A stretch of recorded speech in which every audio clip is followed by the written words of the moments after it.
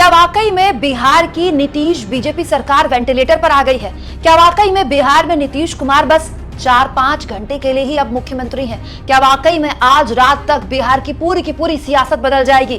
क्या वाकई में बिहार में बनने वाली है तेजस्वी की सरकार? ऐसे बहुत सारे सवाल हैं जो अब केवल सवाल नहीं बचे हैं दोस्तों।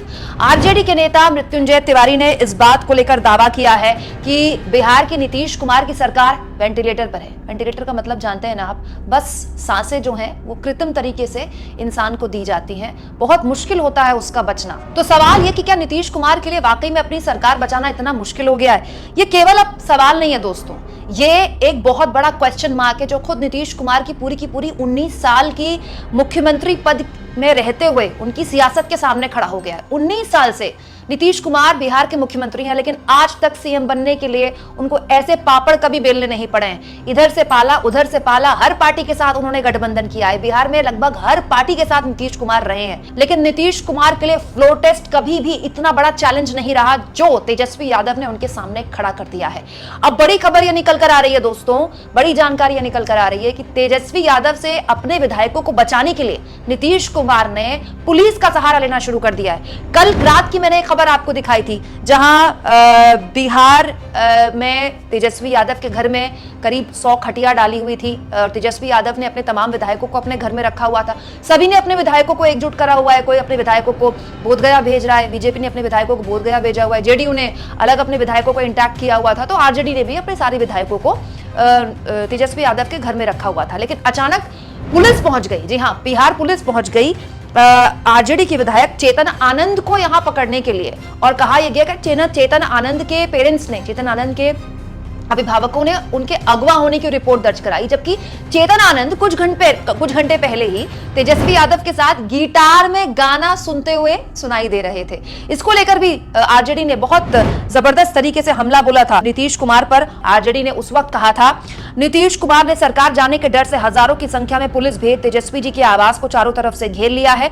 ये किसी भी तरह से, किसी भी बहाने आवास के अंदर घुसकर विधायकों के साथ अप्रिय घटना करना चाहते हैं। बिहार की जनता नीतीश कुमार और पुलिस के कुकर्म देख रही है। याद रहे, हम डरने और झुकने वालों में से नहीं। ये वैचारिकी का संघर्ष है और हम इसे लड़ेंगे और जीतेंगे, क्योंकि बिहार की न्यायप्रिय जनता इस पुलिसिया दमन का प्रतिक्रिया करेगी। जय बिहार, जय हिंद। और ये कोई इकलौते विधायक नहीं है जिनको पुलिस ने यहाँ पर धरा है दोस्तों, ये तो आरजेडी के विधायक हैं। सुनने में तो ये भी आया कि जेडीयू को अपने विधायकों को भी पुलिस के जरिए पकड़ना पड़ रहा है। ये दोस्तों खबर कोई सूत्रों के हवाले से नहीं है, पुख्ता जानकारी है। जेडीयू विधायक संजीव कुमार सिंह पिछले कई घंटों से जेडीयू के आउट ऑफ कवरेज थे, मतलब इनका फोन आउट ऑफ कवरेज जा रहा था, संपर्क नहीं हो पा रहा था। जेडीयू की सांसें थमी हुई थी कि डॉक्टर साहब क्या करेंगे। डॉक्टर संजीव कुमार सिंह इनको बोला जाता है, और ये काफी नाराज बताए जा रहे थे अपनी पार्टी से। तो जेडीयू ने ना आओ देखा ना दाओ, इनके पीछे पुलिस लगा दी। दोस्तों ये देखिए, बाकायदा खबर छपी है इनके लिए। तो जेडीयू विधायक संजीव कुमार सिंह को नवादा में वन विभाग की पुलिस ने कब्जे में लिया और उसके बाद उन्हें वापस जेडीयू खेमे में लौटाया गया।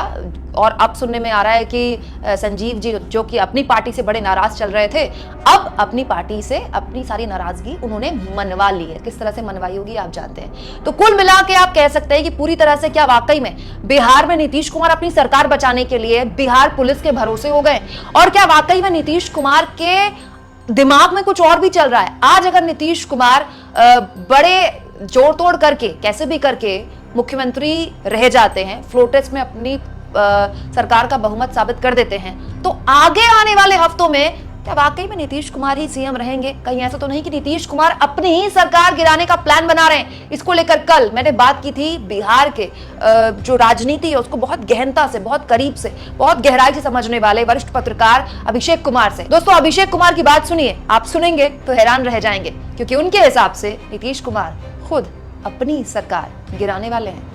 कि बिहार की विधानसभा भंग होने जा रही है अगले 1 हफ्ते से लेकर 3 हफ्ते के बीच में, और इसको लेकर सहमति अंदर खाने बन चुकी है। यही सबसे बड़ी एक्सक्लूसिव खबर है। सारी कवायद इसको लेकर है कि विधानसभा भंग करने के पहले जो फ्लोर टेस्ट के माध्यम से सरकार को सदन के अंदर अपनी लेजिटिमेसी को प्रूफ करना होता है, अपनी वैधानिकता को की पुष्टि करनी होती है, वो पुष्टि हो पाती है कि नहीं, इसको लेकर कवायद का दौर जारी है। राष्ट्रीय जनता दल ने अपने विधायकों की बाड़ेबंदी की। एक महत्वपूर्ण बात मैं कह दूं, आपने देखा राजद ने आरजेडी ने अपने विधायकों की बाड़ेबंदी की है तेजस्वी आवास में। कांग्रेस ने अपने विधायकों की बाड़ेबंदी हैदराबाद में की। बीजेपी अपने विधायकों को ज्ञान प्राप्त करवाने के लिए बोध गया लेकर गई, वहां बाड़ेबंदी की। लेकिन जिसकी सत्ता दांव पर है, जनता दल यूनाइटेड, मुख्यमंत्री की पार्टी, उसके विधायकों की अब तक बाड़ेबंदी नहीं हुई है। क्या आपको इससे कुछ दिखाई नहीं देता कि दाल में कुछ काला है? जितना दिखाया जा रहा है खेल उससे अलग है। सबसे पहले तो नीतीश कुमार को अपने विधायकों की बाड़ेबंदी करनी चाहिए थी, वो तो खुले घूम रहे हैं। सबसे ज्यादा टूट का डर भी उन्हीं के विधायकों को है। सबसे छोटा विधायक दल उनका है, 45 विधायक है, 2/3 का आंकड़ा 30 पर बनता है, बीजेपी के 78 है, 2/3 52 पर बनता है, आरजेडी के 79 है, 2/3 53 पर बनता है। जो दल बदल कानून के लिए मिनिमम एलिजिबिलिटी है, रिक्विजिट नंबर है 2/3 का, उसके लिए तो सबसे आसान टारगेट नीतीश कुमार की पार्टी है। तेजस्वी को सीएम बनना है तब भी नीतीश कुमार की पार्टी तोड़नी होगी। बीजेपी के सम्राट चौधरी को भी अगर सीएम बनने की इच्छा हो जाए तब भी उन्हें नीतीश कुमार की पार्टी ही तोड़नी होगी। लेकिन उनके विधायक तो खुले घूम रहे हैं। तो जो दिल्ली में बैठकर आप देख रही हैं और जो दिखाने की कोशिश हो रही है वो कुछ हकीकत कम है, फसाना ज्यादा है। तो अभिषेक जी मुझे ये बात बताइए, इससे किसको क्या मिला? नीतीश कुमार ने इतनी बदनामी, इतना मतलब उनका पलटी मार सारी की पूरी उनकी राजनीति एक तरह से खींचा लेदर हो गई उनकी राजनीति की। अंत में जब विधानसभा ही भंग करनी थी तो ये इतना सब कुछ तमाशा के विधानसभा भंग करने के लिए करेंगे नीतीश कुमार? देखिए, इसमें दो बातें हैं।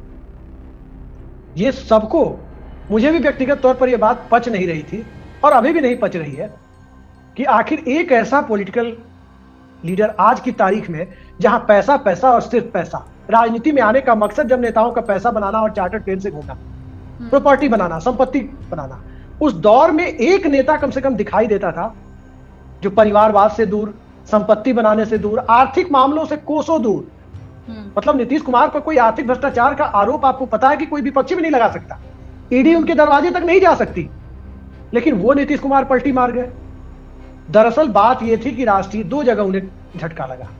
इंडिया गठबंधन में वो बहुत अरमान के साथ आए थे या लाए गए थे। क्या था कि विपक्ष के सामने क्रेडिबिलिटी का संकट था।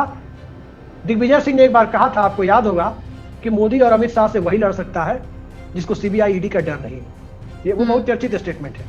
और नीतीश कुमार इकलौते नेता पूरी हिंदी पट्टी में दिखाई देते हैं जिनको ईडी और सीबीआई कभी घेर नहीं सकती। जिसके पास कुछ है ही नहीं तो उसको घेरेगा कौन? वो नीतीश कुमार इधर बहुत अरमान के साथ आए थे कि इंडिया गठबंधन बना रहे हैं, विपक्षी एकता करा रहे हैं। शुरुआत भी उन्होंने की पटना से, लेकिन उसके बावजूद इंडिया गठबंधन में कांग्रेस पार्टी लीड रोल लेती हुई नजर आई। दूसरी बात, विधानसभा भंग कर वो मिड टर्म पोल चाहते थे लोकसभा चुनाव के साथ साइमल्टेनियस पोल। साइमल्टेनियस पोल जब होता तो बिहार की 40 लोकसभा सीटों पर ही मतदान नहीं होता, 283 सीटों पर एक साथ वोटिंग होती, 40 प्लस 243, असेंबली की 243, और 243 सीटों पर एक साथ, यानी लोकसभा कम असेंबली, लोकसभा और विधानसभा का एक साथ चुनाव होने की बात पर वो बीजेपी को दो तरह से जाल में फंसा सकते थे। पहला कि वन नेशन वन इलेक्शन आपका नैरेटिव है, हमने अपनी सरकार भंग कर दी और आप अपनी राज्य सरकारों को भंग कीजिए, हमने एक आपके अच्छे इरादे के समर्थन में हम आए। वहां वो बीजेपी को एक्सपोज करने की तैयारी में थे। और दूसरा क्या था कि जब असेंबली इलेक्शन होगा तो सिर्फ सांप्रदायिक नैरेटिव को अकेले बल नहीं मिलेगा, चुनाव अंततः इक्वेशनल हो जाए। एक सीट पर एक कैंडिडेट, और बिहार में एक लोकसभा में 6 विधानसभा आपको मालूम है, तो एक सीट पर एक कैंडिडेट और एक सीट पर 7 कैंडिडेट जब होंगे तो स्वाभाविक है कि इक्वेशनल पॉलिटिक्स की, जाति समीकरणों की एंट्री हो जाती है। चलिए ये आगे की बातें इस पे करेंगे, मुझे ये बताइए। तीसरी बात जो इसमें है वो ये है कि नीतीश कुमार को विधानसभा भंग करने की बेचैनी क्यों है? तो साफ मतलब है कि जो व्यक्ति तीसरे नंबर की पार्टी जिसकी है, तो तीसरे नंबर की पार्टी के साथ सरकार चलाना कितनी माथापच्ची का काम है। उधर विधायकों की बाड़ेबंदी, उसको खुश रखो, उसको खुश रखो, तो स्वाभाविक है कि वो पहले नंबर पे आना चाहेगा। अभिषेक जी, लेकिन और इसीलिए बीजेपी के साथ गए, बीजेपी ने उनकी जिद कथित तौर पर मान ली है। लेकिन ये अंदेशा तो बीजेपी को पहले से होगा ना। बीजेपी के चाणक्य कोई चने थोड़ी खाते हैं, उन्हें पता है ना कि नीतीश कुमार के दिमाग में क्या खिचड़ी पक सकती है।